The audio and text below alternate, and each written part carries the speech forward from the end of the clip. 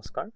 ইতিমধ্যে ডিব্ৰুগড় ইউনিভাৰ্চিটিৰ BEd entrance result যিটো ফাইনেল ৰিজাল্ট সেই ফাইনেল ৰিজাল্টটো যিহেতু যোৱাকালি আউট হ'ল, গতিকে যিসকল কেণ্ডিডেট এই এক্সামৰ ৰিজাল্টত এলিজিবল হ'ল সেইসকলৰ কাৰণে মই কেইটামান গুৰুত্বপূৰ্ণ কথা লৈ আহিছোঁ। গতিকে আপোনালোকে এইকেইটা কথাত মন দিয়াটো অতি প্ৰয়োজন।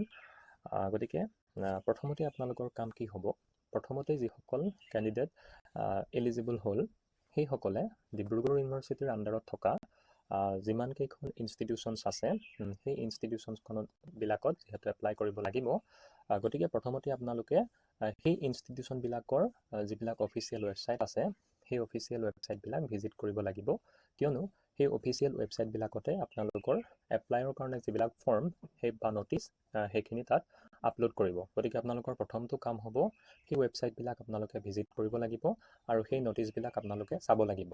আৰু দ্বিতীয় কথাটো হ'ল সেই নটিচবিলাক চাই এপ্লাইৰ কাৰণে কি কি বস্তু প্ৰয়োজন হ'ব সেইখিনি আপোনালোকে আগতীয়াকৈ সংগ্ৰহ কৰিব লাগিব। অৰ্থাৎ আপোনালোক যদি EWS কেণ্ডিডেট হয় তেতিয়াহ'লে আপোনালোক EWS চাৰ্টিফিকেট লাগিব। যদিহে আপোনালোক OBC বা MOBC হয় আপোনালোকৰ NCL লাগিব।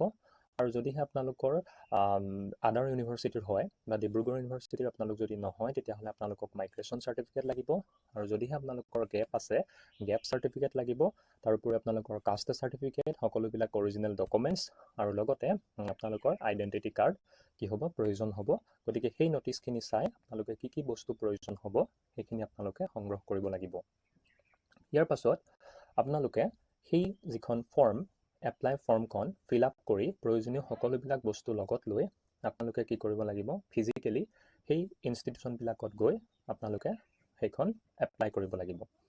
কিয়নো ইয়াত অনলাইন মাধ্যমৰ সুবিধা নাই, হয়তো দুই এখন ঠাইত অনলাইন মাধ্যমৰ সুবিধা আছে, বিশেষকৈ ডায়েট ধেমাজিত হয়তো অনলাইন মাধ্যমেৰে সেই ফৰ্মখন এপ্লাই কৰিব পাৰি।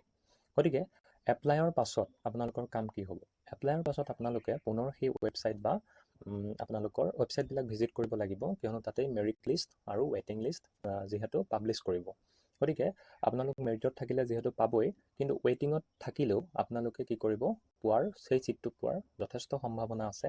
কিয়নো যিহেতু মই আগতেও কৈছোঁ যে এজন ষ্টুডেণ্টে, এজন ভাল স্ক'ৰ কৰা ষ্টুডেণ্টে যিহেতু সকলোবিলাক গভৰ্ণমেণ্ট ইনষ্টিটিউশ্যনত কি কৰিব, এপ্লাই কৰিব, কিন্তু যিহেতু তেওঁ এখন ইনষ্টিটিউশ্যনতে এডমিশ্যন ল'ব, গতিকে বাকী যিবিলাক ইনষ্টিটিউশ্যন আছে সেই ইনষ্টিটিউশ্যনবিলাকত সেই যিটো পদ সেই পদবিলাক খালী হৈ থাকিব। গতিকে সেই খালী হৈ থকা পদবিলাকত সেই ৱেইটিং যিবিলাক কেণ্ডিডেটছ আছিলে সেই কেণ্ডিডেটছখিনিক সেই খালী পদবিলাকত কি কৰিব, ছিটটো দিব।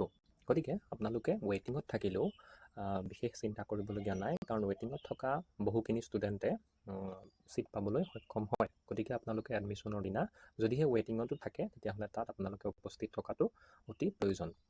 ইয়াৰ পাছত আপোনালোকে কোনবিলাক ইনষ্টিটিউশ্যনত এপ্লাই কৰিব। এতিয়া আপোনালোকে যদি অলপ কম মাৰ্কছ লাভ কৰিছে তেতিয়াহ'লে আপোনালোকে এই গোটেই 18খন ইনষ্টিটিউশ্যনতে আপোনালোকে কি কৰিব, এপ্লাই কৰিব, যদিহে আপোনালোকৰ সামৰ্থ্য আছে। ইয়াৰ পাছত যিসকল ষ্টুডেণ্টে অলপ ভাল মাৰ্কছ লাভ কৰিছে, অৰ্থাৎ 42ৰ পৰা প্ৰায় 55ৰ ভিতৰত লাভ কৰিছে, গতিকে আপোনালোকে গোটেইকেইখন চৰকাৰী ইনষ্টিটিউশ্যনত আপোনালোকে এপ্লাই কৰিব আৰু তাত কোনোবা এখনত হয়তো আপোনালোকে ছিট পাবলৈ সক্ষম হ'ব।